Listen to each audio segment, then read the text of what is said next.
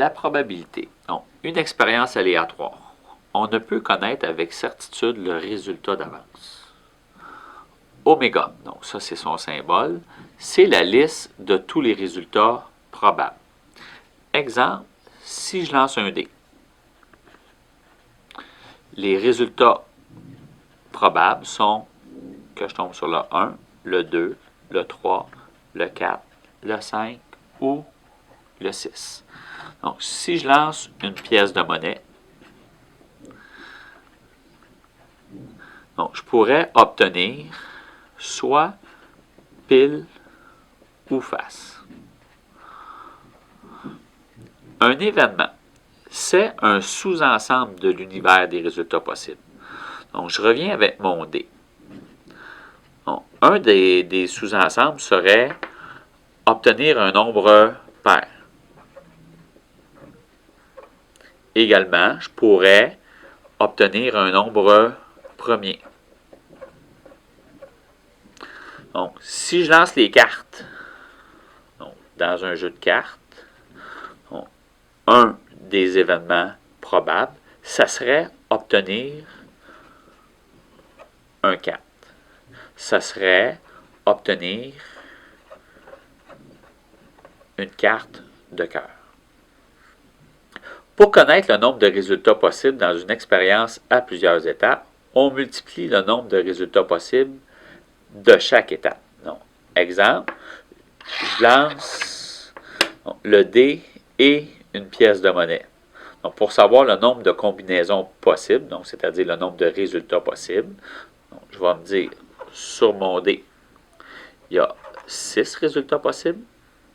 Sur ma pièce, il y a 2 résultats possibles. On va faire alors 6 fois 2 qui me donne 12 résultats possibles. Donc, en ce qui concerne la probabilité théorique, donc la façon de calculer le nombre de cas favorables sur le nombre de résultats possibles. Donc, une probabilité théorique est un calcul qu'on peut effectuer sans faire l'expérience. Exemple, donc, la probabilité d'obtenir un 4 dans un jeu de cartes est de 4 sur 52 ou 1 sur 13. Donc, c'est une probabilité théorique parce qu'on peut le faire sans le réaliser. La probabilité d'avoir un garçon est de 1/2. Probabilité fréquentielle. Donc, c'est une probabilité qui repose sur des faits, sur des statistiques. La probabilité d'avoir des triplets. Donc, ici, donc, normalement, on ne peut pas le calculer. Donc, on va aller se reposer sur des faits, sur des statistiques. Et ce que les statistiques nous démontrent, c'est que la probabilité d'avoir des triplets est de une chance sur 8000.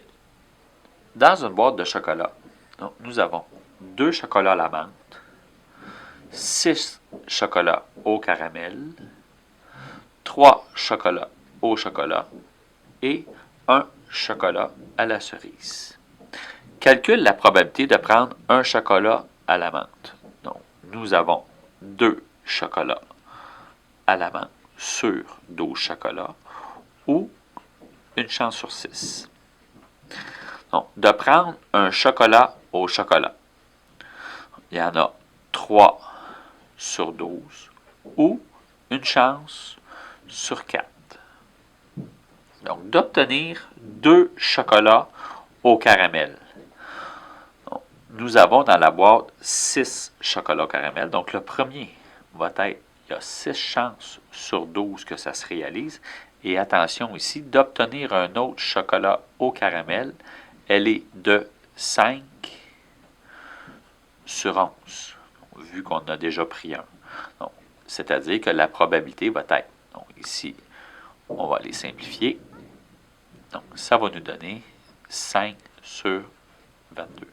Il y a 5 chances sur 22 d'obtenir 2 chocolats au caramel. Donc, si je veux obtenir 2 chocolats à la cerise, donc la probabilité que je prenne un chocolat à la cerise, elle est de 1 chance sur 12. d'obtenir un autre chocolat à la cerise, elle est de 0 chance sur 11. Parce qu'il y a seulement un chocolat à la cerise. Donc, la probabilité va être de 0 ou, dans ce cas, on pourrait dire que c'est impossible. Donc, j'aimerais obtenir 3 chocolats au chocolat. Donc, la probabilité que j'obtienne un premier chocolat au chocolat, elle est de 3 chances sur 12. Donc, le second chocolat va être 2 sur 11. Et le dernier, 1 sur 10. Donc, pour calculer la probabilité, on pourrait aller simplifier le 3 et le 12 qui se divisent par 3, qui vont me donner un quart. Le 2 et le 10. Donc, si on divise ça par 2, ça va me donner 1 sur 5. Et maintenant, la probabilité, donc 1 fois 1 fois 1, 1. 4 fois 11, 44. 44 fois 5, 220. Donc, la probabilité que j'obtienne 3 chocolats au chocolat est de 1 chance sur 220.